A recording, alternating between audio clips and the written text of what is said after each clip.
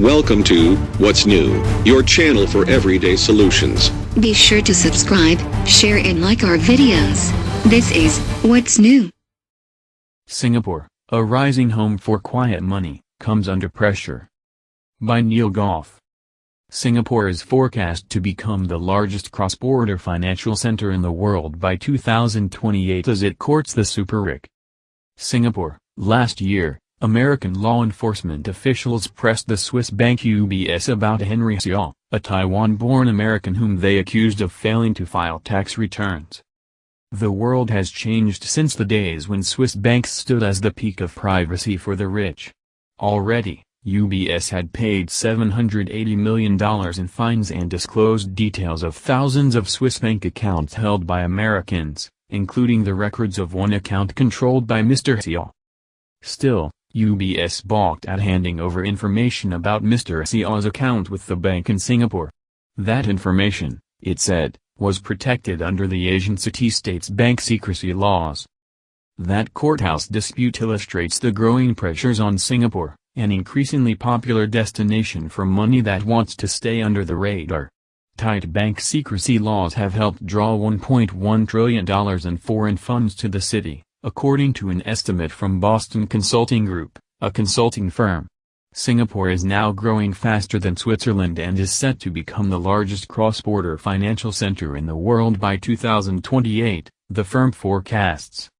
But in the face of growing international efforts to crack down on tax cheats, and complaints from abroad about its measures to stop illicit money, Singapore has made moves to show it takes the criticism seriously. It has jailed local and foreign bankers and closed down branches of two Swiss banks related to more than $3 billion that was said to have been siphoned from One Malaysia Development Berhad, a Malaysian sovereign wealth fund, some of which moved through the city's banks. Ravi Menon, chief of the city-state's top financial regulator, has said that 1MDB showed Singapore can do better. There is no doubt that the recent findings have made a dent in our reputation as a clean and trusted financial center, Mr. Menon said in a speech in July. The authority, he added, was disappointed with the lapses in financial controls. The Straits Times, a Singaporean newspaper, cautioned the city's banks over 1MDB in an editorial last year. Business is part of Singapore's DNA, it said, but not the business of facilitating dubious deals. American officials are trying to recoup more than $1 billion that they say was taken from 1MDB, a Malaysian sovereign wealth fund, and spent by family and friends of the country's Prime Minister, Najib Razak. According to a United States lawsuit filed in July, hundreds of millions of dollars of the absconded funds were moved through bank accounts in Singapore and elsewhere.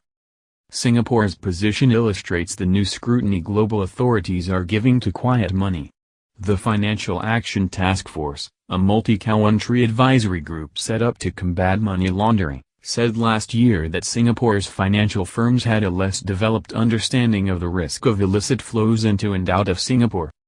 Singapore is the new Switzerland, said Andy Zee, an independent economist based in Shanghai.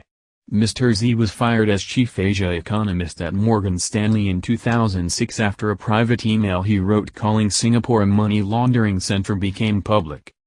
Since the U.S. Department of Justice went after Swiss banks for hiding tax dodgers years ago, Singapore has filled the role, he said.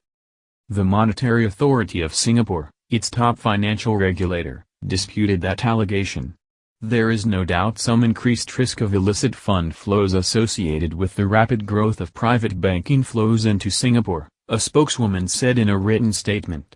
Nevertheless, she said, Singapore will not tolerate its financial system being used as a refuge or conduit for illicit fund flows. Singapore has positioned itself as a one-stop shop for Asia's rich.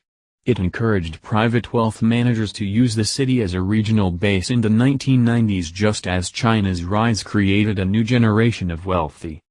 Today, in Singapore's financial district, big names in the private money world, like Credit Suisse, Julius Baer and UBS, keep offices in gleaming skyscrapers among the squat facades of century-old colonial British buildings. Billionaires can fly into the private jet terminal, gamble at private high-stakes tables at the two new casinos, and buy and sell on the world's first diamond trading exchange. They can store art, wine, gemstones or gold bullion bars in an ultra-secure, duty and tax-free facility called Le Freeport. Modeled on similar installations in Switzerland, the facility has been called Singapore's Fort Knox. The 1MDB scandal has cast a shadow over Singapore's success.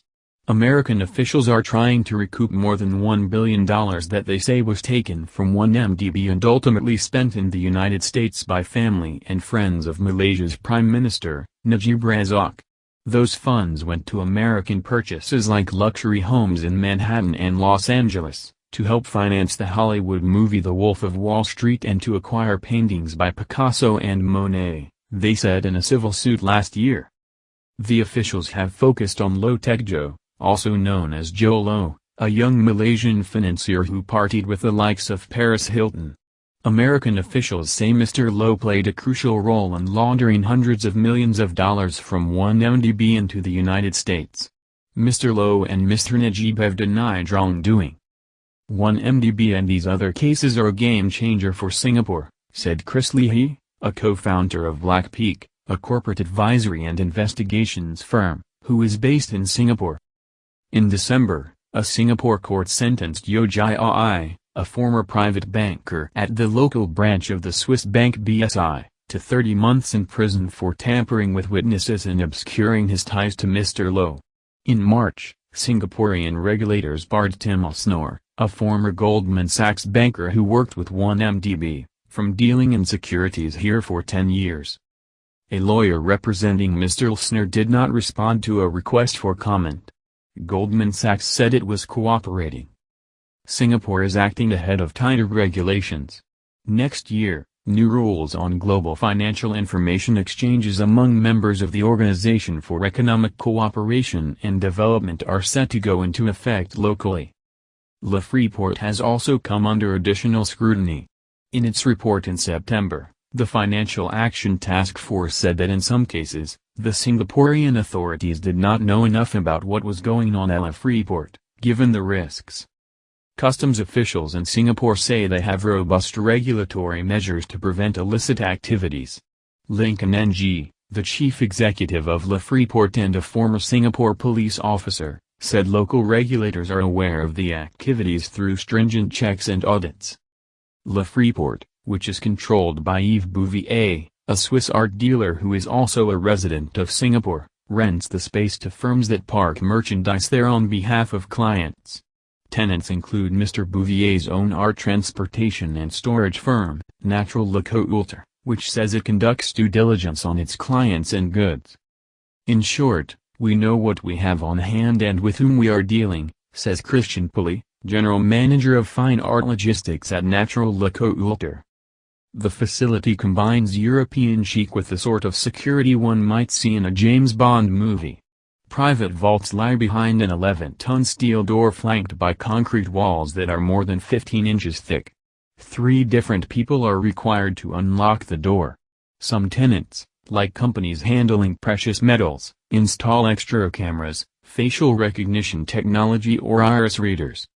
Le Freeport cannot gain access to the vaults once they have been leased to customers, which include art storage services like Christie's and companies specializing in handling gems and precious metals, wine, or banks storing gold bullion.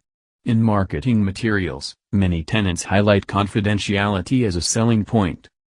In the case of Mr. Hsiaw, the American born in Taiwan, lawyers say the Justice Department chose a particularly aggressive approach.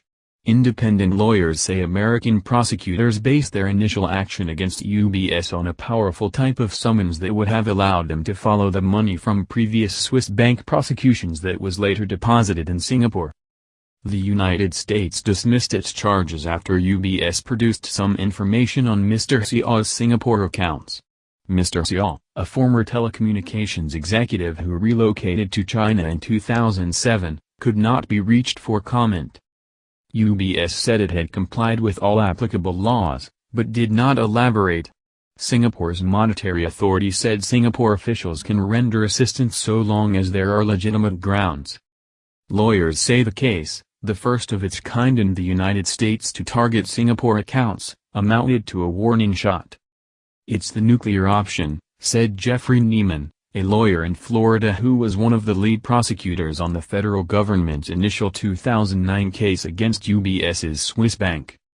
He added, "The ultimate death knell for secrecy in any jurisdiction would be a bank getting served one of these subpoenas and choosing to litigate, then losing in court." Welcome to What's New, your channel for everyday solutions. Be sure to subscribe, share and like our videos. This is What's New.